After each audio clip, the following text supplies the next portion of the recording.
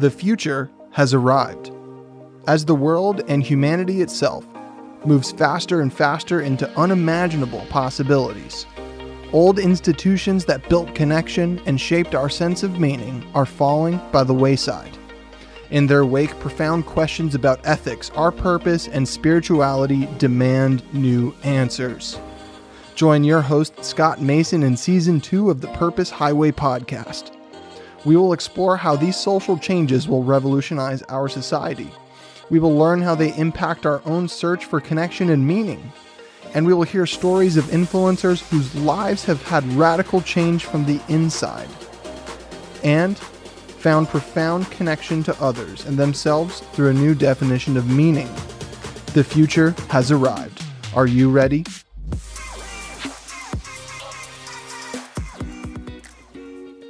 When you're racing down the Purpose Highway, we want to make sure you're healthy and happy every step of the way.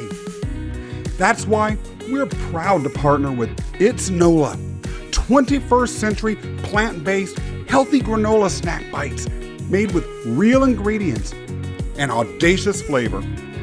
It's NOLA crafts small batch hand-rolled granola balls that are vegan, gluten-free, and naturally low in sugar. It's NOLA's delightful bites come in 3 flavors: luscious cranberry coconut, sassy mango masala, and dark, decadent, chewy chocolate.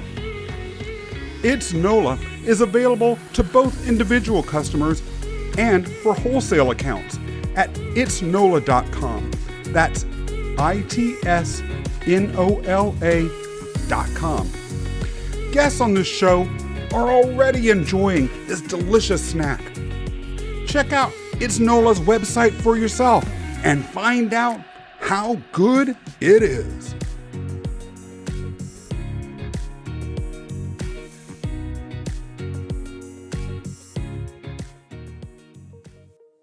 Hello, everybody. It's Scott Mason, revving up for another race down the Purpose Highway. And sitting next to me today in the front seat for the second episode in a row is Jon Dillow. Jon is a therapist and a life coach who focuses on dealing with anxiety. And we've been talking about how to manage uncertainty so that you always have the fuel that you need to keep pushing that stone up a mountain, even when it seems like every time you get to the top, it rolls right back down. We're gonna start by talking a little bit about the tendency to focus on human brokenness and our faults, as opposed to releasing dignity and the power that can have to manage uncertainty and move into change. We're gonna shift gears a little bit, going back to the theme of the silent revolution.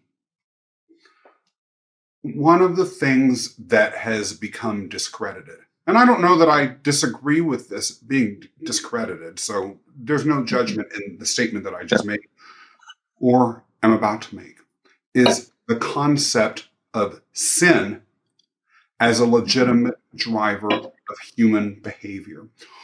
Something that you shared with me during our pre-interview material exchange was some thinking around the concept of sin, which really seems to have come into its own during the modernistic phase of our culture, and uncertainty. How do they interplay? You might have to refresh me a bit because I forgot what I shared. So nudge me in a direction, Scott, because I think I might be going off on a tangent that you may not want me to go down.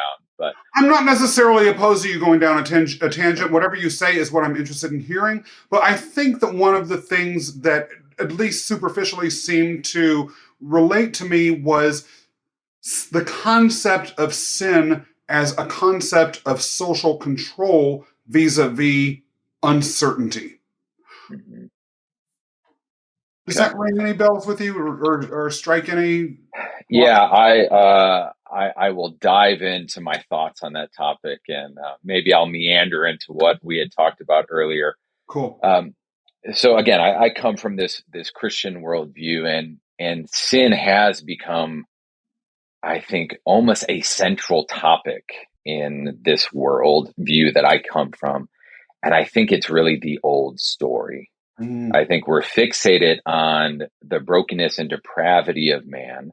And I don't think we need to deny that, but I think we need to look beyond that and say, what is the dignity of woman, of man? What is the dignity of humanity? And how do we release that to make a difference in the world? How do we make that the focus in a way that liberates and brings about change? Often in my context, you'll have people gather together and they're sharing their sins with one another and confessing and talking about how broken they are. And I'm all about talking about our brokenness, but that seems like such a smaller part of the story, as opposed to the greatness that we were meant to be. And where uncertainty fits in is I think it is an uncertainty and hope even. It is uncomfortable to consider and even thought of as arrogant in some ways to think I was meant for greatness. And there's a greatness for me to bring to the world, that faces an uncertainty of, well, what if I'm actually full of shit and I don't know what I'm talking about? Yeah. I don't want that to happen, and I don't want that disappointment. So there's uncertainty there. And can I really hope for something that good, or am I going to be disappointed? So that's where my brain takes me in this point, Scott. Well, but as you touched on something that maybe is worth exploring a little bit more here, because part of what has fed into the silent revolution, which is, again, the declining influence of these religious institutions, is at least arguably a focus on sin, but a very specific focus on sin. Right? I'm a member of the LGBTQA plus, whatever it is. I don't even know what my own community is called anymore. So whatever. I'll just call it those people that I'm one of, right? Yeah. There has been, I think few people would argue with this, an extreme obsession with the sinfulness of people like me. Meanwhile, being perfectly fine with trashing the entire planet. Or eating animals that have been tortured, and so I think that part of what I'm curious about is when it comes to this concept of sin, you having a specific religious background that is a member of that faith system that has the concept of sin embedded into it. That's what Adam and Eve did that started all this stuff. And then the reality that some of what might have been conceived of as sin back when these stories were originally written, that might have culturally been assumed to have been sins, don't stand up to a world in which there is a postmodern world in which there's a lot more shading and nuance. And so I guess part of what I would be curious to know is, for someone who may be either living in both a secular and non-secular thought system, or for someone who exists outside of a non-secular thought system, in other words, has their thinking rooted in religious traditions, how does one wrap the concept of their mind from a mental health perspective, from a driving oneself to purpose perspective, with the concept of sin? And do you believe, by the way, that there is such thing as cultural sin? I would need you to define that for me before I give that answer. Yeah. Sins that we don't commit as individuals, but we commit as cultures. Absolutely. I think structural racism is a horrible example of that as a cultural institution, we have perpetuated a great injustice in terms of structural racism. And we could expand that to a number of different topics. So absolutely, there is cultural sin, if we want to label it that way. So, but your original question is how do we make sense of sin as a secular and spiritual people? I'm not sure if I caught the exact question. Yes. How do you reconcile those? how do you think that that moves us into a place where we can drive ourselves from an ethical perspective if the sin-based moral systems that we've been operating within historically are crumbling? Yeah. Maintain our sanity while doing that, by the way. Yes, that's a nice thing to hold on to. Well, I will say some things that will get me kicked out of the church, but that's fine. I think we make sin. So I have to speak from within my worldview, at least initially. I think we make sin far too big of a deal. And I say that because in my frame, Jesus made a big deal of sin. And so he's made the biggest deal of it he can. Mm-hmm. So we don't need to anymore. Mm-hmm. So if someone walks into my faith community and they are a sinner in whatever fashion we want to label that, whether they're destroying the environment or something else, whatever we define that as, that's not something I'm fixated on. Mm-hmm. More, I'm fixated on one, the common humanity that we have as we're grappling with these existential questions and trying to come up with the best answers we know how. And so there's a fellowship with them as I can honestly say, hey, you're trying to figure this out just like I am. So there's a fellowship and a humility where I can accept where they are at, but I don't need to compromise my belief system as well. And that's a tension that I think in the postmodern era, we struggle to allow, that we couldn't disagree and coexist. There had to be uniformity. Tolerance is a beautiful concept, but I think it went too far as to mean tolerance means acceptance of every single worldview is equally valid.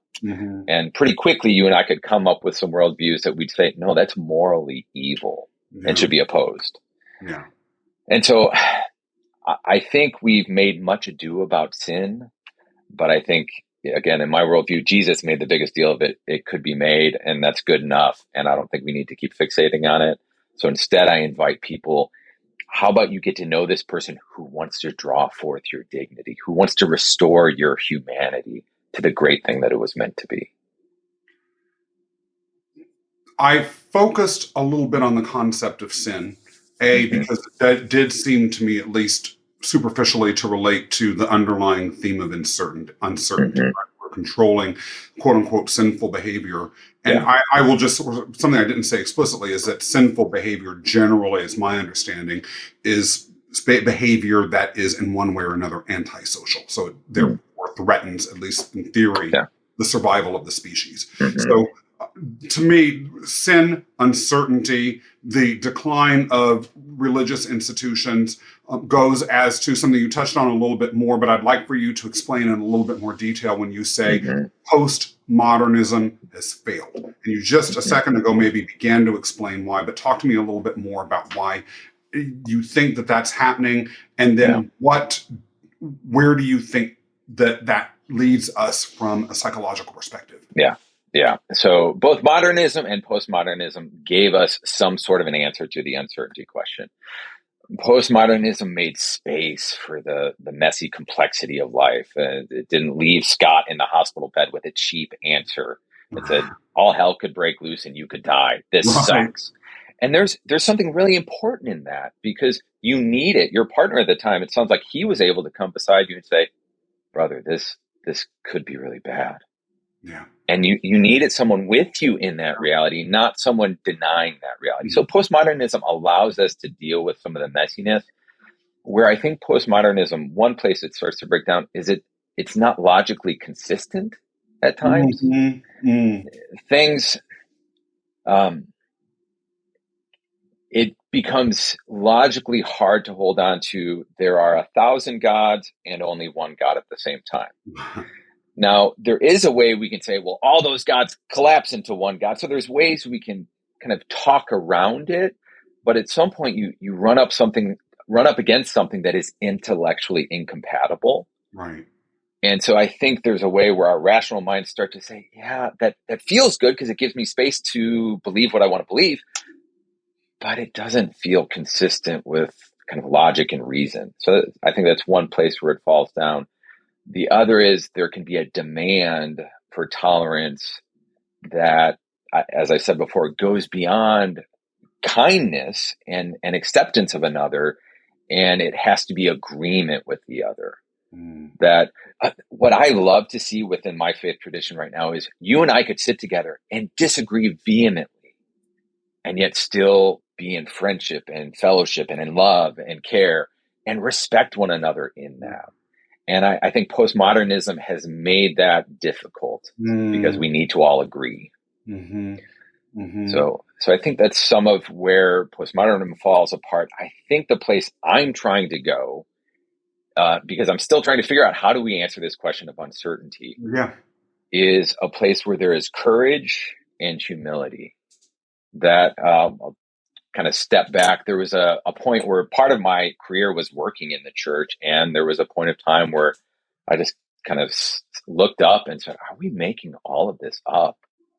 Is this all nonsense? Is this all fake? Is this all just a story we've concocted? And I had this crisis of faith, and I get paid to be a religious guy. That's what I did for a living at one point. And so I wondered, how do I make sense of this? And in the face of that uncertainty, as my religious kind of worldview started to unravel in ways, I needed to have the courage to step forward and examine all of the evidence as thoroughly as I could and draw a conclusion while still holding the humility to say that I might be out to lunch. And when I die, I might just rot in the ground, and that's all there is. But that courage and that humility allows me to interact with someone who has a completely different worldview and do so with a sense of curiosity of how did you find the courage to answer your question in this way? And let me understand that more, because we're together trying to answer those existential uncertainties the best we can. So I'm trying to find a path between the modernist certainty and the postmodernist uncertainty and mystery, and courage and humility seem to be one of the places to bring that together. Talk to us a little bit about your own personal journey that led you to have an interest in this particular topic, as well as the desire to, and you touched on this latter point a little bit, but if you want to explain a little bit further, or as you see fit, to look into this particular pathway and provide yourself as a missionary or an evangelist to help people that might similarly be struggling to find that way. Well, in my own this, I told you in the pre-show, Scott, I have to be careful talking about this. The last 6 years of my life, I've gone through an extremely messy and conflictual divorce. I have 5 kids from that marriage. And if you've been through one of those processes, you know how emotionally and relationally devastating it can be. And it's sent me to a place where I've had to decide, how will I grapple with the suffering that is in front of me? And that's beneath most uncertainty, is that fear of suffering. And so in my personal life over the last 6 years, I've had to come to some conclusions of how will I relate to suffering?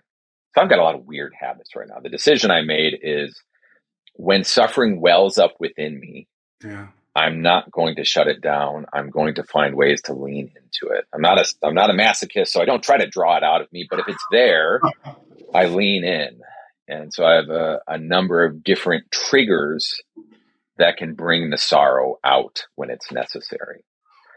What do you mean by leaning into suffering? What does that look like for someone who might be thinking, wait, I've never leaned into suffering. That's maybe something I want to hear more about, without being, right, especially since you explicitly said you're not doing it as a masochist. I think some of my kind of current worldview is to say, some of my goal is to live as humanly as possible. Part of that humanity means I will suffer. It is a given. I will die someday. I will get sick someday. So suffering's a given. The way we choose to relate to suffering, it can be so maladaptive, because people, you get drunk, you look at pornography, you become a workaholic. There are dozens of ways we try to modulate or minimize our suffering that are not constructive. What I have found, I'm probably more influenced by the Stoics at this point, but really by the figure of Jesus as well, because he was a character who did not shy away from suffering. He could have stayed in paradise, but he chose to come and enter into this screwed up, messy world that we're in, and fully participate in the suffering we're in. So what does it mean to lean into suffering? The first is to notice it. There are things in life that just hurt. My divorce has torn my heart apart.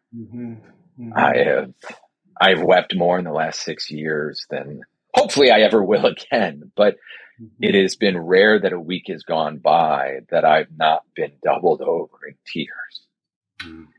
And that has both at times been a spontaneous thing that it just overwhelms me and I can't help it.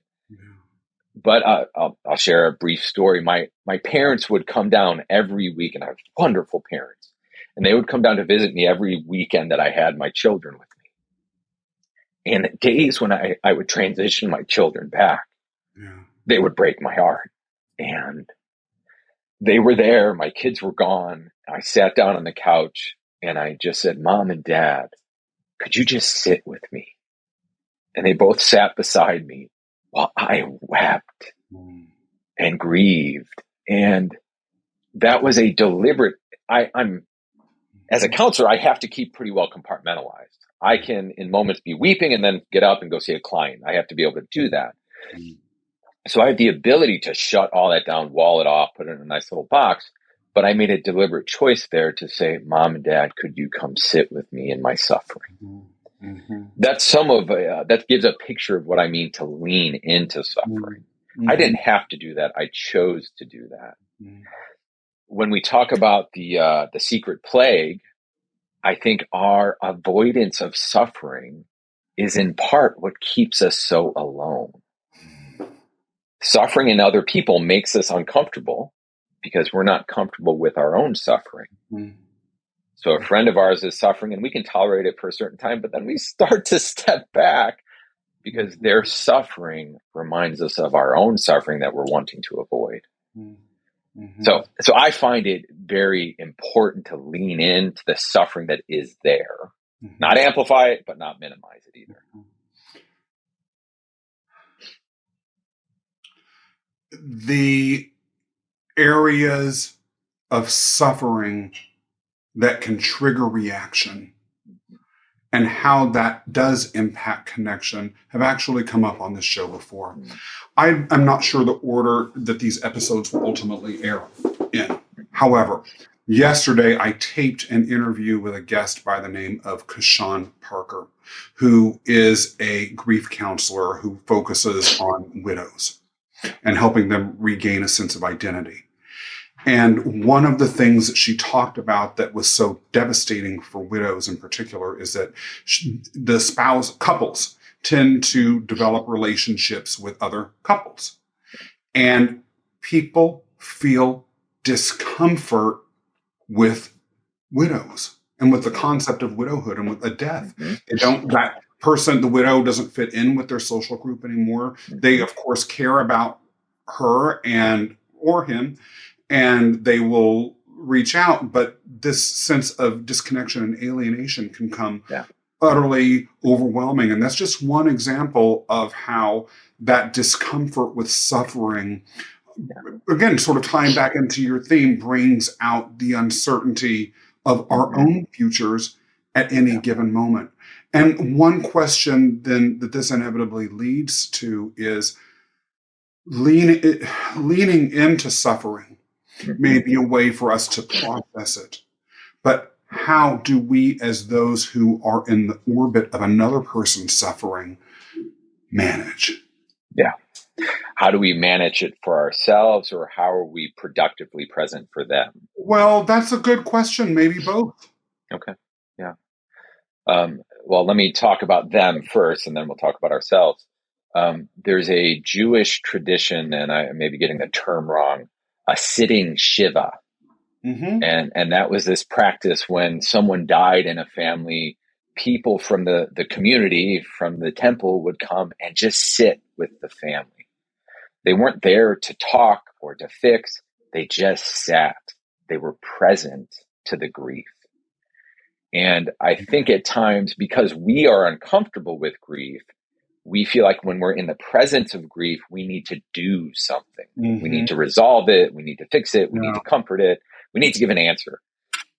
But often the most profound thing we can do is just sit beside a man or woman who's in their grief. Some of my background and training is in existential counseling. There's an existential therapist, Irvin Yalom, that was part of where our training came from. And he talks about, so he's an atheist, and he says, we're all just floating through life down this river in separate canoes. We can never actually enter into the canoe of another person. The best we can hope for is to come alongside and journey together for a time. Yeah. Grief is one of those moments where we just need someone to sit with us. There will come a time to give answers or to talk or to give perspective, but usually the power we have is in the power of our presence, not in our words. How do we deal with the grief that we see in another person? That gets into our own personal relationship with suffering. If my personal relationship with suffering is one where I see suffering as the enemy or the thing to avoid, the thing to minimize, then when that person who now embodies suffering comes before me, that's how I will treat them. But if I have a relationship with suffering that is more amicable or more receptive, and I see suffering as an accepted reality and one that is here to teach me and even give me good things, then I can welcome that person in without having to resist or control or fix. I'm going to switch gears because honestly, Sure. I have nothing to say to all that. Can I just share one quick story? Absolutely. This is one of my mentors who just had profound impact in my life. He was going into his mother's hospital room for the final time. She was passing away. And I said, Greg, how are you feeling about this? And he said, I don't want to miss a moment of it. I want to fully experience the sadness, the loss, the suffering, the saying goodbye, because death is a part of life. And I don't want to deny that. And I was a 22-year-old kid at the time. I was blown away. I'm like, wow, that is a profoundly different way to think about suffering than I've ever heard before. And there's something so open about that way of kind of entering into the world. We're no longer living in fear of the bad shit that's going to happen. It's not that we welcome it or try to make it happen, but we accept that it's part of the journey. So, okay, but I'm done. Wow. Thank you so much for sharing that. And that is something, look, just the other day, I was reading an article on an online Q&A site about people it was an interview with a vet. And the vet was saying that, like, what's the worst thing to do to an animal or something like that? And he actually didn't mention abuse or anything like that, although presumably that's a pretty doggone bad thing. Yeah. But he said the worst thing that he sees is that so many of the pets, humans, bring them in, then leave for the final passage. And unlike the humans, the pets have no idea what's going on. They've just been abandoned, and then they're put in, shots are given to them, and then they start to fade out. And one of the things the vet says is exactly what you're saying. Again, I don't want to necessarily equate the relationship between pets and humans and people, although sometimes it can be pretty damn close. It's that being there with that other being is part of the experience that pet needs, and also something that we need to be there as full companions to that pet. He pointed out that the pets are there with us through our suffering. Yeah. And that the least we can be for them. We are going to have on the show very soon a woman who calls herself the climate optimist. She is a climate change activist who wants to talk about the role of individual choice and feeling, and how we can become overwhelmed by the severity of the climate crisis, how we can manage it while acknowledging the extreme nature of it. I asked her to be on the show. This show originally had nothing to do with climate change. I care about it, but for the purposes of the show, I didn't care about it. Yet, it kept coming up again and again and again. There was a period where every guest I was having somehow managed to turn the conversation into one about climate change. So, as you said, in the spirit of leaning into suffering, my little suffering of having to constantly talk about climate change, and that had nothing to do with what I wanted to talk about, I decided that there was a providential hint that was being sent in my direction. And when I met this woman, I felt she was the right person. She is the right person. That episode is going to be fantastic. However, it raises one final issue that I want to talk to you about before we move into closing our episode. And that is the relationship between uncertainty and the relationship to how we deal with abundance. At least one guest on this show has argued that the climate change issues that we're facing, and yes, I believe they actually exist. I'm just going to throw that down right now. That this is related to a scarcity mindset. That if everyone is running around saying, I want to take what I can take for myself, then we end up with an extreme depletion of resources. Whereas if we had a more sharing and abundant approach, then we might be less likely to be inclined to just take, and irrespective. 10,000 people are going to drown in Bangladesh, but they're not me. Sort of attitude. And so with all of that as a backdrop, talk to me, if you have anything to say at all, and you may have nothing to say, so you may just say, shut up, Scott. Talk to me about the relationship, if any, between the concept of abundance and the concept of uncertainty, particularly as you philosophically have embraced and are exploring dealing with.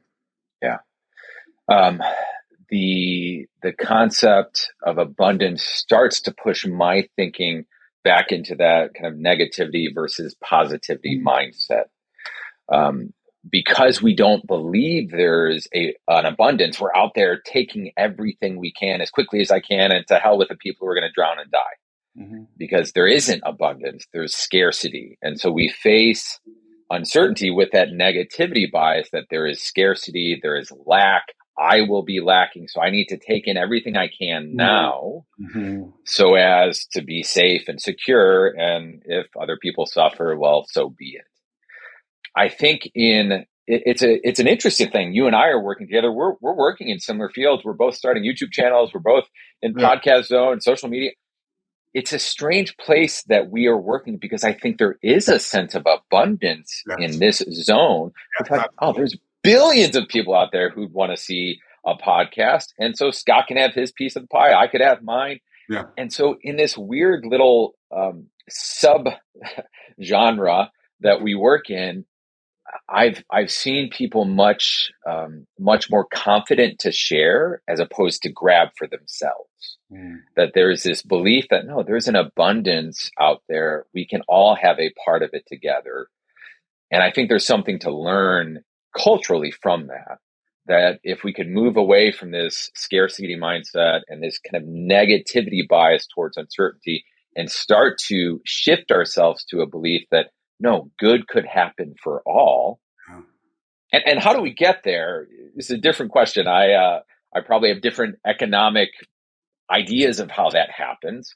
But I think there is a way for us to be thinking about how do we release abundance to everyone as opposed to taking it for ourselves. Jon, this has been, as I mentioned at the top of the show, an intense conversation. It's been deeply intellectually engaging. And honestly, with regards to a lot of the concepts and ideas that have come up, we could have sidebars on them that last for hours. There is a lot that you're putting out in the world that is of quality and that is well worth exploring. You and I discovered each other through the quality output that you're bringing into the world. Talk to us about how we can find out more about you and where we can help you. Yeah. Probably the simplest way to find me is at my website. It's Jon Dillow Counseling, and now that's a John without an H, so just Jon Dillow Counseling. And there you'll find links to the various resources I'm offering to people. I have currently a free online course on how do you bring down the physical symptoms of anxiety?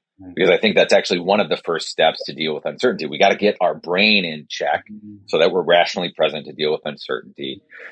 You'll also find links to another free online course on how do we reshape our stories in a way that moves us into the future more productively and helps us to change in a more durable and ongoing way. So that's probably the best way to find me is via my website, Jon Dillow Counseling. And I have to say, you're on Instagram. You have excellent content there. What's your Instagram handle? It's Jon Dillow Counseling as well. Wonderful. Yeah. Check it out, folks. And it has been a genuine pleasure taking a ride with you today, Jon. Thank you so much for joining us. Now, for everyone tuning in, if you like this episode, please be sure to subscribe and leave a review on Apple or a comment on YouTube. And I will see you next time for another ride down the Purpose Highway. When you're racing down the Purpose Highway, we want to make sure you're healthy and happy every step of the way. That's why we're proud to partner with It's NOLA, 21st century plant-based healthy granola snack bites made with real ingredients and audacious flavor. It's NOLA crafts small batch hand-rolled granola balls that are vegan, gluten-free, and naturally low in sugar. It's NOLA's delightful bites come in 3 flavors: luscious cranberry coconut, sassy mango masala, and dark, decadent, chewy chocolate. It's NOLA is available to both individual customers and for wholesale accounts at itsnola.com. That's ITSNOLA.com. Guests on this show are already enjoying this delicious snack. Check out It's NOLA's website for yourself and find out how good it is.